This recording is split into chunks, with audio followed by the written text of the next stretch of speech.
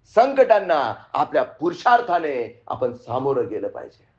आणि त्याकरता असाध्य ते साध्य करिता सायास, कारण अभ्यास तुका म्हणे. प्रयत्ने कन रगडिता वाळूचे तेलही गळे. स्थूल जगातले नियम आपल्याला स्थूल भौतिक शास्त्राच्या नियमांचं पालन करून, भौतिक नियमांचं पालन करूनच आपल्याला आपल्या पुरुषार्थाने आपल्याला जे हवं ते प्राप्त करून घ्यावं लागतं. पण त्यासाठी साधना, सेवा, सत्संग करण्याची आपली पहिले तर मानसिक तयारी असली पाहिजे. जिस संकल्प के आगे कोई विकल्प खड़ा नहीं, वही संकल्प पूर्णत्व को पाता है.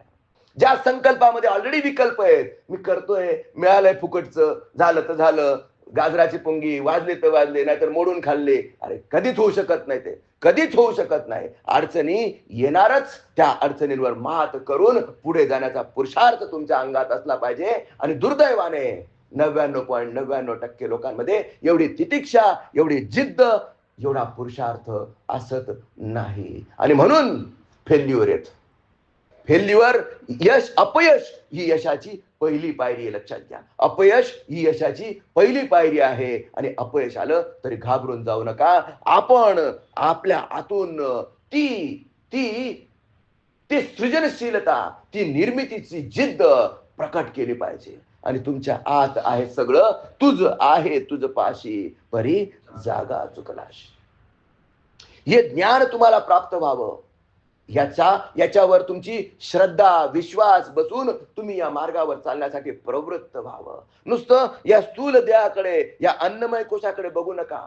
याच्या आत जो प्राणायामाने आपण सिद्ध करण्याचा प्रयत्न करत आहोत, तो प्राणमय कोश आहे. माझ्या या बोलण्यामुळे तुमच्या मनात जे परिवर्तन होत आहे, तो मनोमय कोश आहे. तुमच्या बुद्धीला जी दिशा प्राप्त होत आहे, तो ज्ञानमय कोश आहे. आणि जेव्हा स्थूल देह, प्राणमय कोश, मनोमय कोश, ज्ञानमय कोश आणि त्याच्या पलीकडे आहे आनंदमय कोश, सच्चित आनंद, परम आनंद, अखंड आनंद, तो अखंड आनंद आपल्या सर्वांना प्राप्त व्हावा. सद्गुरूच्या कृपेने हे ज्ञान तुमच्या अंतःकरणात ठसावं, या शुभेच्छेसह आजच्या सत्संगाला आपण विराम देऊया. श्री गुरुदेव दत्त.